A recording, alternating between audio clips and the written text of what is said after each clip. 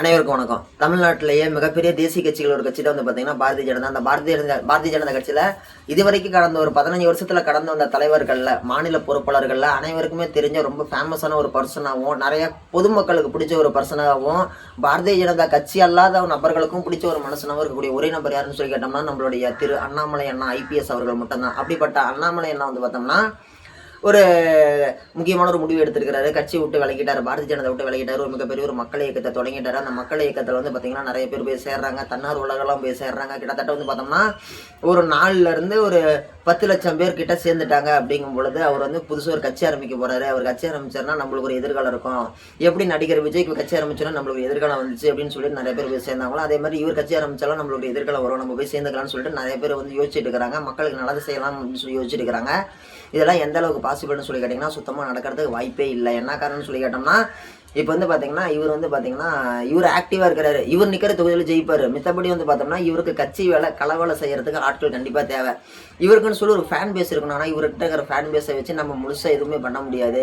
இவர் நிற்கிற தொகுதியில் ஜெயிக்கிறதுக்கே ரொம்ப ரொம்ப ஸ்ட்ரெயின் பண்ண வேண்டியதாக இருக்கும். ஏன் ஸ்ட்ரெயின் பண்ண வேண்டியதாக இருக்குன்னு சொல்லி கேட்டிங்கன்னா, இவரை பிடிக்காத ஆளுங்க இவரை தோக்கடிக்கணுங்கிறதுக்கோசரம் என்னென்ன சதி வேலை செய்ய முடியுமோ எல்லா சதி வேலையுமே செய்வாங்க. எல்லா கெட்ட பேர் உருவாக்குறதுக்கு என்னென்ன பண்ண முடியுமோ எல்லாமே பண்ணுவாங்க. அதெல்லாம் தாண்டி இவர் அதெல்லாம் பீட் பண்ணி போனால் மட்டும்தான் இவரால் ஜெயிக்க முடியும் அப்படின்னு சொல்லி நம்ம புரிஞ்சுக்கணும். மெயினாக அது வந்து ரொம்ப ரொம்ப முக்கியமான இது. நம்ம திறமையை காமிச்சு நம்ம மேலே வரதுலேயே வந்து பார்த்தோம்னா அரசியலில் பொறுத்த வரைக்கும் நம்மளோட எதிரிகளை வந்து நம்மளை என்ன கெட்ட பேர் பண்ணுறாங்க, நம்ம பேரை எப்படி டேமேஜ் பண்ணுறாங்க, அதை எப்படி நம்ம ஃபேஸ் பண்ணணும் அப்படிங்கிறது ரொம்ப அடிப்படையான ஒரு விஷயம்.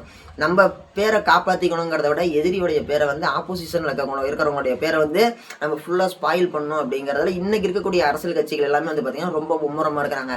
தாவேக்காவிலேயே விர்ச்சுவல் வாரியர்ஸ் இருக்கிறாங்க, என்டிக்களை விர்ச்சுவல் வாரியர்ஸ் இருக்கிறாங்க, டிஎம்கேல விர்ச்சுவல் வாரியர்ஸ் இருக்கிறாங்க, ஏடிஎம்கேல விர்ச்சுவல் வாரியர்ஸ் வந்து ரொம்ப கம்மியாக இருக்கிறாங்க. அப்படி என்ன பார்த்தா விர்ச்சுவல் வாரியர்ஸ்னு சொல்லி கேட்டிங்கன்னா, இப்போ ஒருத்தர் பேசுகிறத வந்து பார்த்தீங்கன்னா இவர் தமிழ்நாட்டினுடைய முன்னாள் முதலமைச்சர் திரு மு.க. ஸ்டாலின் அவர்கள் வந்து பார்த்தோம்னா ரொம்ப அருமையாக பேசுவார். அவர் பேசும்போது ஒரு சின்ன எழுத்துப்பிழை கூட வராது. அவ்வளோ சூப்பராக பேசுவார். அவர் பேசுகிறத வேணும்னே கிராஃபிக்ஸ் பண்ணி, அவர் பொய்யா கணக்கு பேசுகிற மாதிரி எடிட் பண்ணி, அவர் பேசுகிறது கரெக்டாக தான் பேசியிருப்பார். அதை வந்து வேணும்னே எடிட் பண்ணி அவர் மேலே வந்து தப்பாக பேசுகிறாருன்ற மாதிரி தடுமாறி பேசுகிறாருங்கிற மாதிரி ஒரு வேறு கட்சிக்காரங்க, வேறு திமுக இல்லாத வேறு கட்சிக்காரங்க வந்து என்ன பண்ணுவாங்க, அதை எடிட் பண்ணி இன்ஸ்டாகிராமில் ஃபேஸ்புக்கில் இதெல்லாம் பரப்பி விடுவாங்க. அதை பார்த்தோன்னே என்ன நினைப்பாங்க, என்னடா இது இவர் இப்படி தப்பாக பேசுகிறாருன்னு சொல்லி பார்த்தோன்னே ஒரு சிலருக்கு வந்து அவர் மேலே என்னடா அப்படின்னு யோசிக்கிற மாதிரி இருக்கும். இதெல்லாமே வந்து பார்த்தோம்னா ஒரு ஸ்ட்ராட்டஜி. நாம் நினச்சிட்டு இருக்கிறோம், நம்ம வந்து ரீல்ஸ் தள்ளும்போது இந்த மாதிரி ஸ்டாலினை கிண்டல் பண்ணியோ, விஜயை கிண்டல் பண்ணியோ, சீமான் அண்ணாவை கிண்டல் பண்ணியோ, எடப்பாடி அவர்களை கிண்டல் பண்ணியோ வந்துச்சு அப்படின்னா நம்ம என்ன நினைக்கிறோம், யாரோ எடிட் பண்ணி போடுறாங்க அப்படின்னு சொல்லிட்டு ஒரு லைக்கை போட்டு விட்டு நம்மளுக்கு பிடிச்ச அளவுக்கு நம்ம நண்பருக்கு ஒரு அதை அனுப்பி விட்டுட்டு நம்ம போய் நம்ம பொழப்பு பார்த்துருவோம், அடுத்த ரீல்ஸை பார்ப்போம். ஆனால் நம்ம லைக் போடுற ரீல்ஸை வந்து அவன் எடிட் பண்ணுறான்ல, அவன் சும்மாவும் பண்ணுவான். ஆனால் அவனுக்குன்னு ஒரு அவனுக்குள்ள ஒரு டீம் இருக்கும், விர்ச்சுவல் வாரியர்ஸ்னு சொல்லி நம்ம நினச்சிட்டு இருக்கிறோம். இன்றைக்கி நம்ம வந்து வேலைக்கு போயிட்டு இருந்தால் நம்ம ஒரு ஃபோனில் ரீல்ஸ் பார்க்குறது தான் நம்மளுக்கு டைம் இருக்குது. அதையே ஒருத்தன் ப்ரொஃபஷனாக பண்ணுறான் அப்படின்னா அவன் சம்பளம் இல்லாமல் பண்ணுவான், சம்பளத்தோடு தான் பண்ணுவான்.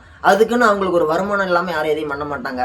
ஒரு சின்னதாக எந்த வேலையை செஞ்சாலுமே அதுக்கான வருமானம் இல்லாமல் யாருமே அதை எதையுமே பண்ண மாட்டாங்க. அப்படி இருக்கும் பொழுது நம்மளுடைய பாரதிய ஜனதா கட்சியிலேருந்து வேலைக்கு வந்திருக்கக்கூடிய அண்ணாமலை ஐபிஎஸ் அண்ணா வந்து பார்த்திங்கன்னா ரொம்ப கவனமாக இருக்கணும். இப்போ உதாரணத்துக்கு வந்து பார்த்தோம் அப்படின்னா கரூர் ஓனர் செந்தில் பாலாஜி வந்து பார்த்திங்கன்னா கடந்த திமுக ஆட்சியில் ஜெயிலுக்கு போனார். அப்போ வந்து பாரதிய ஜனதா கட்சியை சேர்ந்த அண்ணாமலை அண்ணா வந்து பார்த்தோம்னா பாரதிய ஜனதாவில் மாநில பொறுப்பில் இருந்தார். இவங்க 2 பேருக்கும் இடையில ஸ்க்ராட்ச் வந்துச்சு.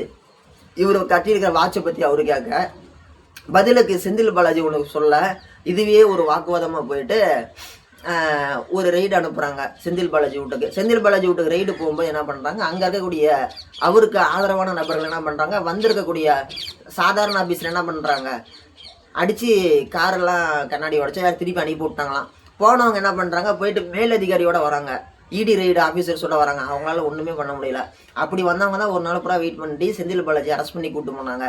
இப்போ வந்து இன்னொரு முக்கியமான விஷயம் நிறைய பேருக்கு தெரிஞ்சிருக்கலாம், நிறைய பேருக்கு தெரியாமலாம் இருக்கலாம். ஒரு முக்கியமான விஷயம்னு சொல்லி கேட்டோம்னா செந்தில் பாலாஜி அவர்களும் திமுக முன்னாள் அமைச்சர் செந்தில் பாலாஜியும் பாரதிய ஜனதாலேருந்து விலகி வந்து கட்சி ஆரம்பிக்க போகிற அண்ணாமலை அண்ணா அவர்களும் 2 பேருமே அண்ணன் தம்பி.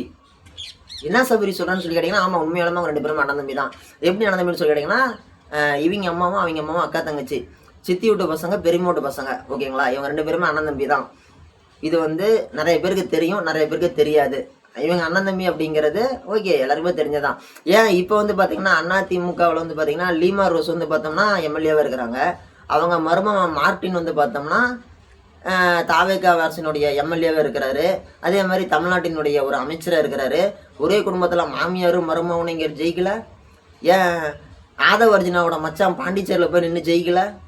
அந்த மாதிரி தான் நம்ம நினச்சிட்டு இருக்கிறோம் எல்லாம் வந்து வெளியில் தனித்தனியாக இருக்கிறாங்க, எல்லாம் தனித்தனியாக தான் இருப்பாங்கன்ட்டு.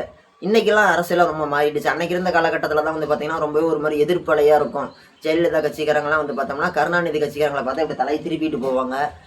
திமுக கட்சிக்காரங்க ஜெயலலிதா கட்சிக்காரங்களை பார்த்தா இப்படி திருப்பிட்டு போவாங்க. ஒருத்தர் பேசிக்க மாட்டாங்க. ஆனால் இன்றைக்கி இருக்கக்கூடிய அரசியல் சூழ்நிலை அப்படிங்கிறது ரொம்ப நாகரிகமான ஒரு அரசியல் சூழ்நிலையாக மாறிடுச்சு.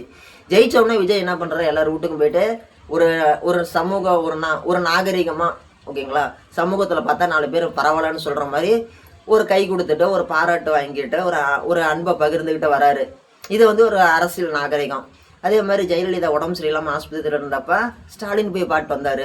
ஸ்டாலின் அவங்க அப்பா கருணாநிதி ஆஸ்பத்திரியில் இருந்தப்ப அதிமுக வந்து தம்பிதுரை அவர்கள் வந்து நேரில் வந்து பார்த்துட்டு போனார். இன்றைக்கி செய்தியில் வந்து பார்த்திங்கன்னா தம்பிதுரைனா யாருன்னே தெரியாது.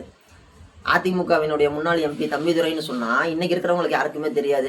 அன்றைக்கி வந்து எடப்பாடி பழனிசாமி கொண்ட அந்த ஒரு ஐவர் டீமில் வந்து பார்த்திங்கன்னா அவர் ஒரு பெரிய ஆள். பண்ருட்டி ராமச்சந்திரனை இன்றைக்கி யாருக்குமே தெரியாது. செங்கோட்டைன்னு சொன்னால் அவர் வந்து விஜய் கட்சிக்காரன்னு சொல்லி இன்றைக்கி இருக்கிற ஜென்ரேஷனுக்கு தெரியும். ஆனால் அவர் எம்ஜிஆர் காலத்தில் மெயினாக ஜெயலலிதா ஜெயிச்ச அந்த சேவல் சின்னத்தில் ஜெயலலிதா ஜெயிச்சப்ப இருந்து எடப்பாடி பழனிசாமி கூட ட்ராவல் பண்ணிட்டு இருந்த ஒரு நபர் அப்படிங்கிறது நிறைய பேருக்கு தெரியாது. தமிழக அரசியல் களத்தில் வந்து பார்த்தோம்னா இந்த பாரதிய ஜனதா கட்சி வந்து விலைக்கு வந்த அண்ணாமலைன்னு வந்து பார்த்தோம்னா ஒரு இது வந்திருக்கிறாரு.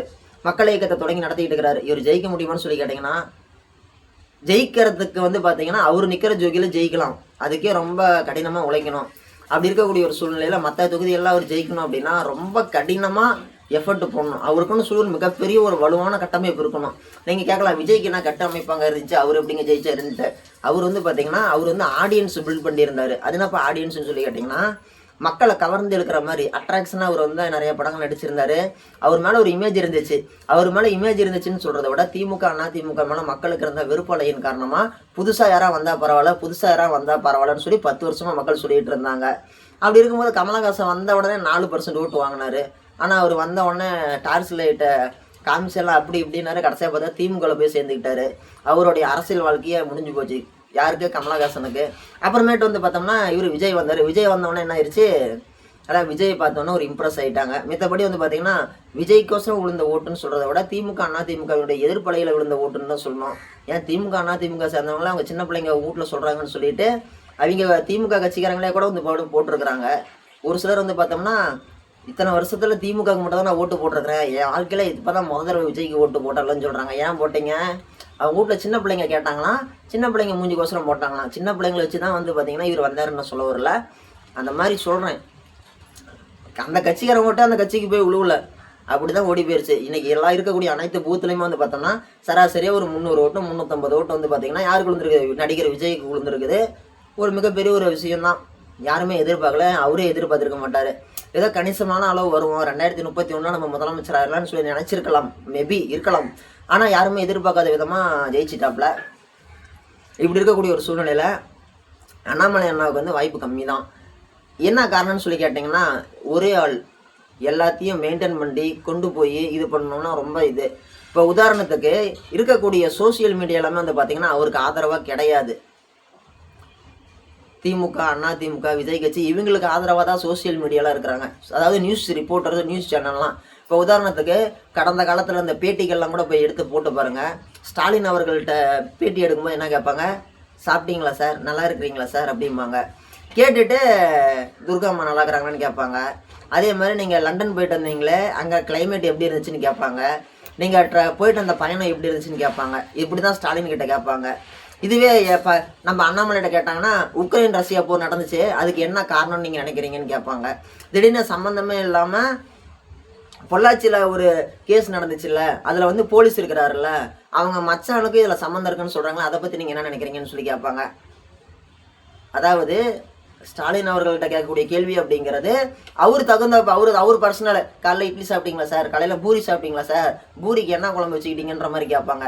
இதுவே அண்ணாமலை நாட்டை கேட்கும்போது உக்ரைன் ரஷ்யா போர் கேட்பாங்க, திடீர்னு பார்த்தா பொள்ளாச்சி சம்பவத்தை கேட்பாங்க, திடீர்னு பார்த்தோம்னா இலங்கையில் ஒரு பெட்ரோல் பங்கில் தீ பிடிச்சி எரிஞ்சிச்சு, அதில் அங்கே வேலை செஞ்சால்தான் கவனக்குறைவாக விட்டுட்டானாமே, இதை பற்றி நீங்கள் என்ன நினைக்கிறீங்கன்னு கேட்பாங்க.